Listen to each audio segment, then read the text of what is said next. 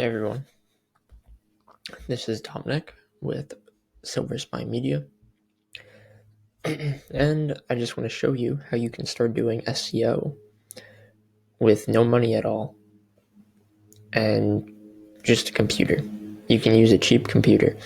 I sometimes do SEO with a $130 11-inch laptop with a 720p screen.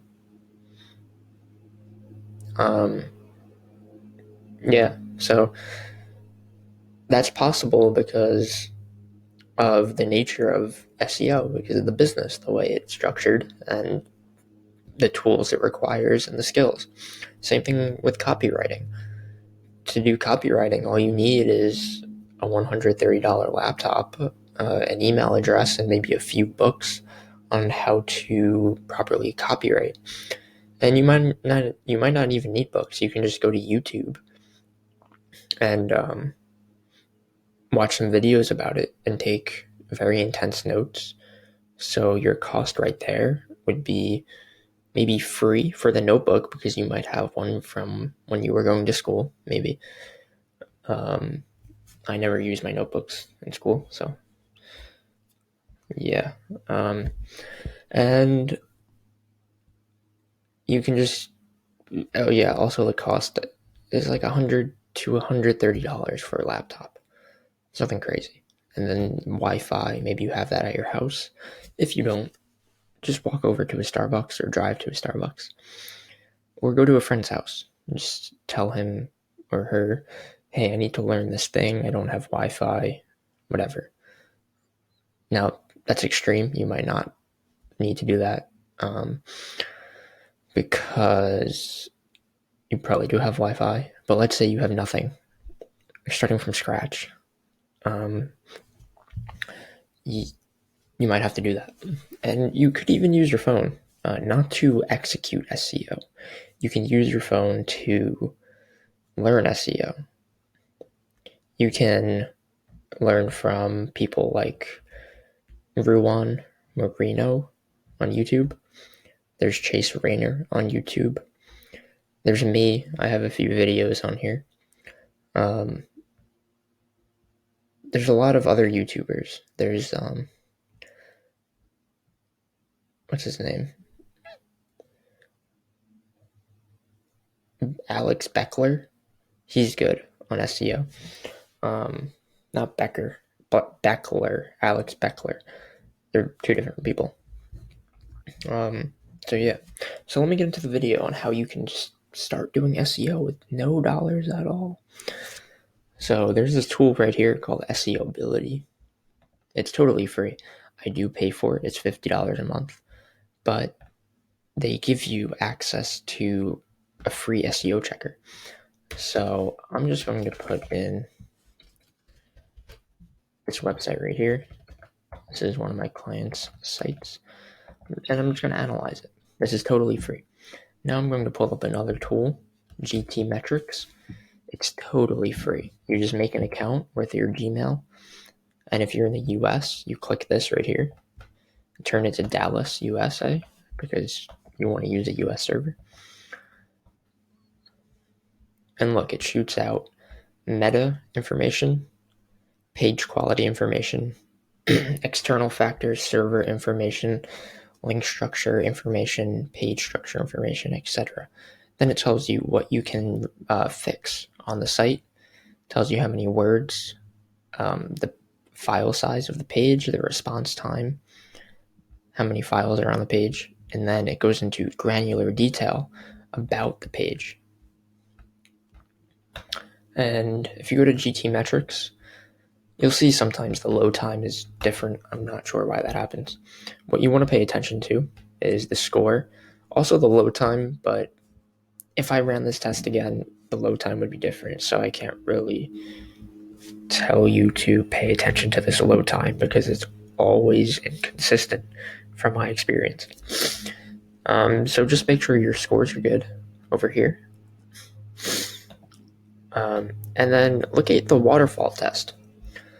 So a waterfall test is a test that shows you what parts of the website are taking the longest to load. So you can see if I click this right here, and then I click this URL, this image, well, an image should load. I actually removed the image. So this data is not very accurate. Same thing over here. It's red because I removed it. Otherwise, if I didn't, an image would load, and I can tell you an image would load because it says PNG right here. Or it would say JPEG, or, oh yeah, not PNG, this is JPG.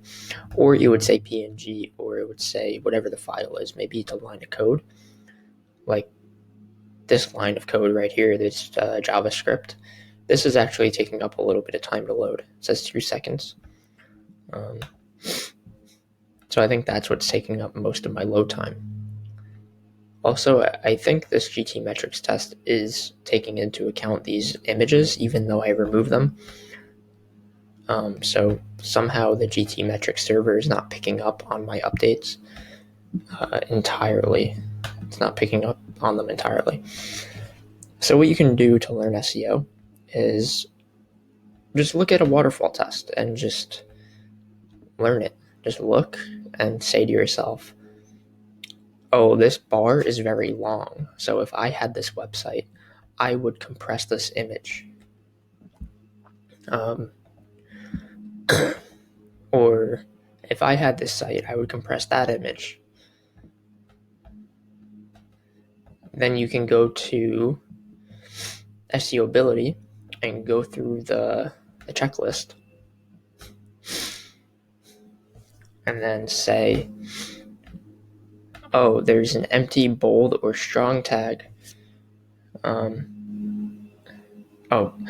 Empty, bold, or strong tags were found on this page. I don't know what that means, so I'm going to look that up. Well, I do know what it means, but I'm pretending to be someone that is trying to learn SEO. So, oh, I don't know what that means. So what do? You just Google it. You copy and paste exactly what it says, and you Google it. Look, this is the SEObility wiki. You click that, and boom, it tells you all about what you're trying to learn. So strong and bold tags. Strong and bold tags right there. And then right here, this says 16 images have no alt attribute. Okay.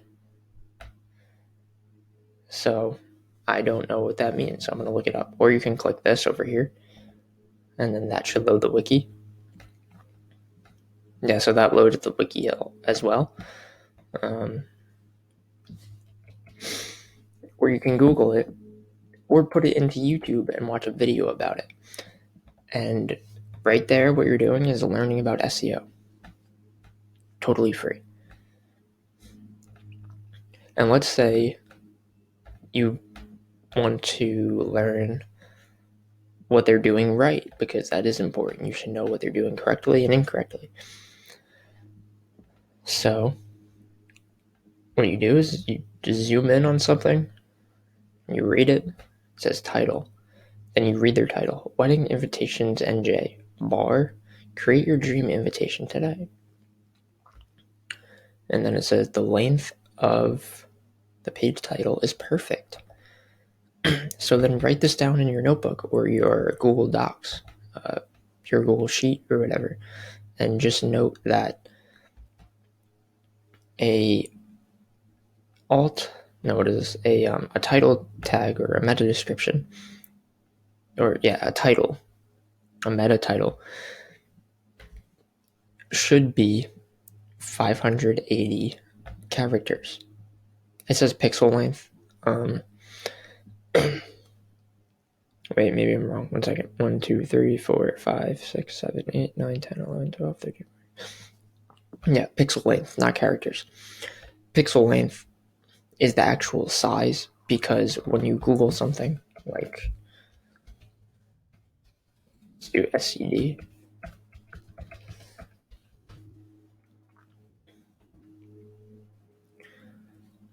Yeah, so it's taking into account this pixel size, this length.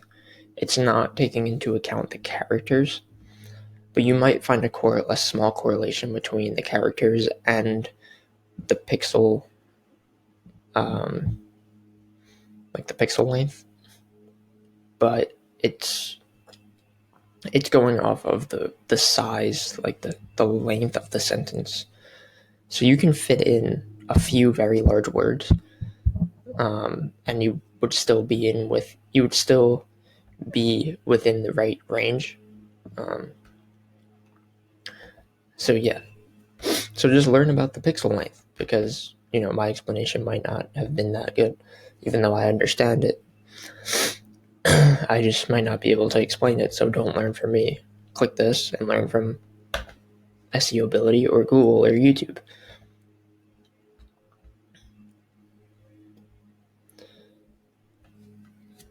Maybe you don't know what a canonical is, so click on canonical right here.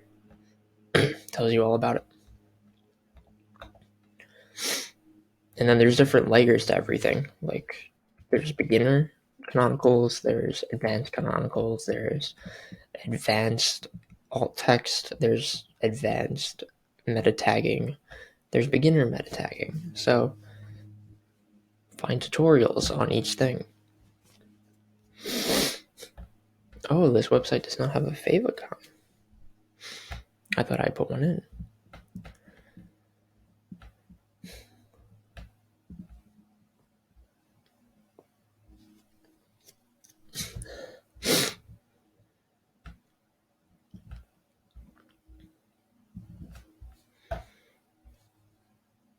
So yeah, that's a very easy way you can get into SEO and learn how to do SEO.